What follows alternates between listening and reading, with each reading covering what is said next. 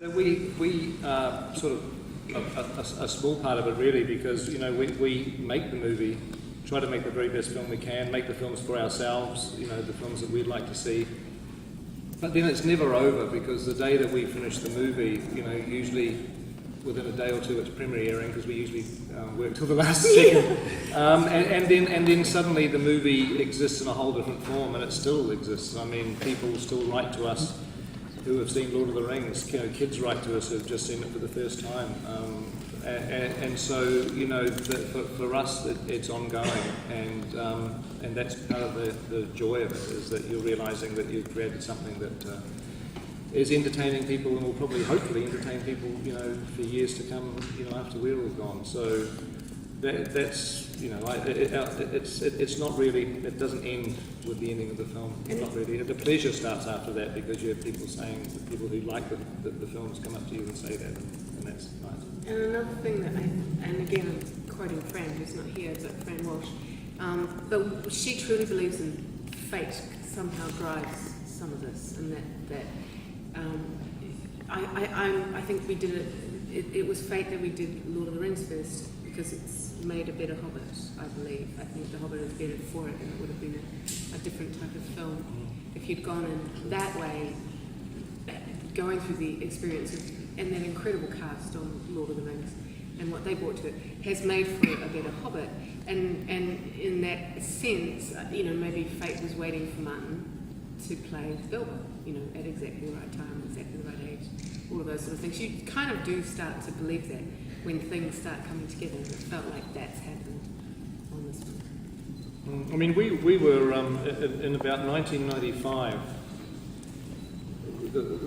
I made the first phone call about this project to Harvey Weinstein, who we had a first look deal with, and I said that we were interested in doing The Hobbit, and did he have any way that he could inquire about the rights to The Hobbit. And the idea that we had then was to do The Hobbit, and then if that was successful, then we could do the Lord of the Rings. And Harvey got back and said that The Hobbit wasn't available because it was with MGM. And it was the rights were in a very complicated state, but the Lord of the Rings was potentially available. So that was just strange, 17 years ago, that was actually the beginning of this whole process. Peter, I was wondering, how did you choose Martin to play the role? I don't know if you've become a fan of Sherlock. And also, Martin, how did you juggle working in the two projects? Well, I mean, we auditioned a lot of people, we met people.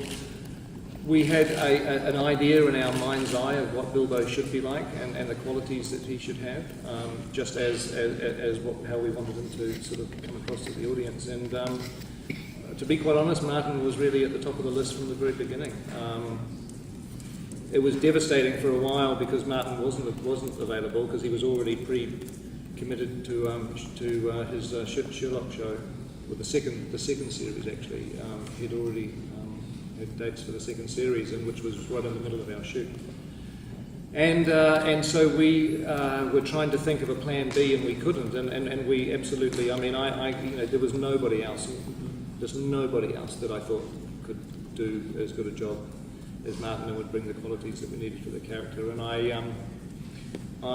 there was a cathartic moment when I was lying in bed at about 5 o'clock in the morning. I just downloaded the second episode of the first Sherlock series off of iTunes. I was watching it on my iPad in bed, and I was watching Martin, and I was thinking, this is absolutely crazy. This is the guy that should be playing this role, and yet he's not available, and what the hell can we do about it? So I literally went to work that morning and phoned up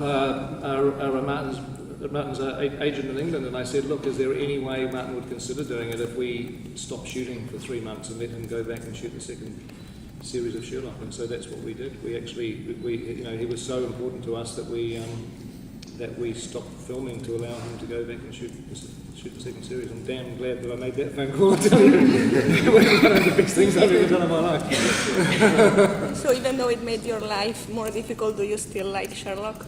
I love it. I'm a huge fan of Sherlock. Of course, man. It's a superb piece of TV. Absolutely brilliant. What can you tell us, Martin, about the family that you find, because the Hobbit must be a family, no? And Peter maybe is the father. Yes, I call him Dad. He demands that. Yeah, no, it's a lovely group of people. As Ian says, behind the camera as well as in front of the camera. It's a relative new person to it, along with Richard. We find ourselves in a position where there's literally hundreds and hundreds of people on the set who have been there before, who kind of know each other, who all have a bit of history, whether it's via Pete or via other films in Wellington. It's a pretty close-knit thing. We've all said it now, and it becomes a sort of a bit tired, but it's like a huge student film. I mean, it really is. And I've often called Pete a 12-year-old with a beard. Because I imagine he's exactly the same creature he was as a 12-year-old, just with that same love of what he wants to do, and love of cinema and love of making films. Again, family gets to be an overworked kind of cliche. We're all a big fan, but we're pretty close. I mean, to be honest, one of the things I'm proudest of is the fact that that there's been this much. I mean, as far as the cast is concerned, there's been this much testosterone in the place. No one's punched anyone. And there's honestly quite a big thing. For this many men to be together.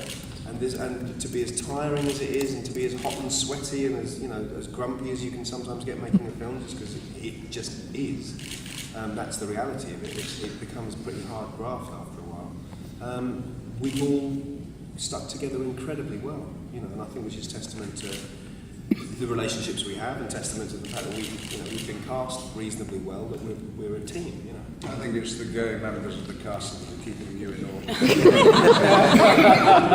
Do you think that's the magical ingredient? Sorry, just wait. Yeah, now that the main bulk of the shoot is over, can you say, has it been a completely smooth experience? Yeah, the shoot has. I mean, the pre-production was not without its dramas. But the second we started shooting, it's gone pretty smoothly. I mean, it's actually been probably the smoothest shoot that we've Now we done. have to touch wood, sorry. Well, we've still got 10 days. I'm going back and doing 10 days of pickups tomorrow. Start shooting tomorrow. Fly home tonight and start filming tomorrow. Well, yeah, I shot a cameo for the second movie, but I just realised a little while ago that I'd never done anything for the first movie, so that's first shot we're going to do. Are you directing it? I am. I'm going to get a brilliant performance out of myself. I'm going to really work hard. I'm going to bloody kick myself until I deliver the goods. Don't worry. You can trust I me. think we should get angry, to be honest. Yeah, Peter, it's no secret that A Lord of the Rings was a labor of love, and I'm not going to make you choose between your children, but can you talk a little bit about in which way Hobbit is different than, let's say, Lord of the Rings gave you different kind of joy? Well, it's the characters. It's the characters. It's the actors. The day-to-day experience of making a movie is kind of similar. I mean, King Kong.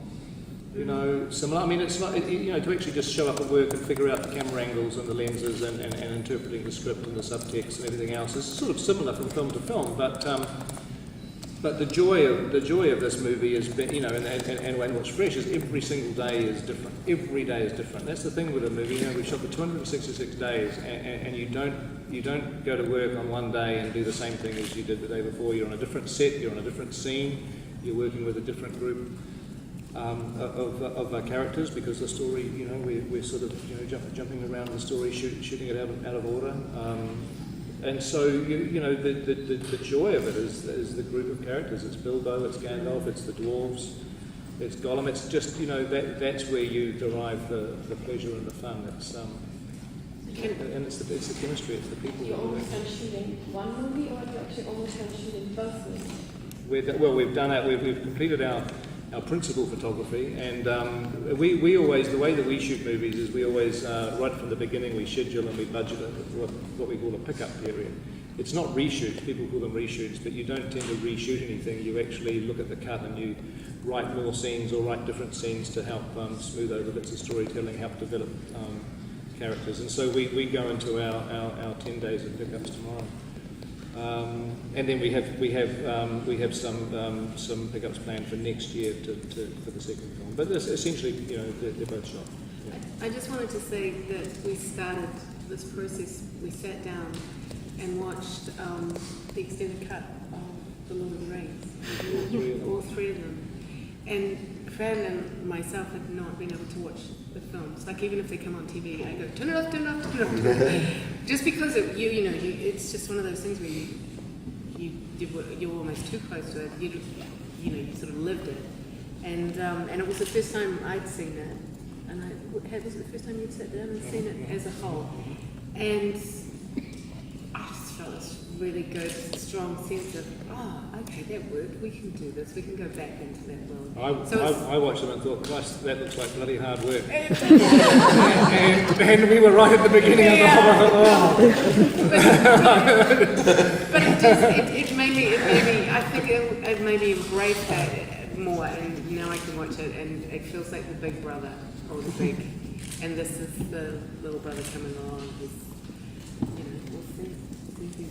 It is actually the best order to shoot them in, because we are shooting in a crass comic book way, and we are at Comic-Con, I guess. We are shooting the origin story of some of the themes in Lord of the Rings, and it's a good way around to do it, because Lord of the Rings, we know what that is. That exists as a movie now. So The Hobbit, we're able to ease our way into some of the characters and the themes and the stories that we pick up on in the other film, and do it in a way that tonally makes sense. And so it sort of worked out quite well. It's going to have resonance, because you probably imagine Ian was in a scene with Galadriel, but I mean Galadriel and Gandalf never appeared together, did they, in Lord of the Rings? No, Gandalf had just we sailed off down the Yeah. chasm. Yes, you sailed off. That's true. You sailed off at the end, but No, that's but right. when The she white says people, now, and if you hopefully, because they do have some extraordinary scenes together in the Hobbit, when you watch The Lord of the Rings and she says, "Where is Gandalf?" and she realizes he's dead, it'll have that extra resonance. We hope. Same as when they go into Moria and they find the tomb, and it's Bala, who is wonderfully played by Ken Stott. I think that's going to have an emotional kick as well. Gollum, of course, speaks for himself. Doesn't need pressure.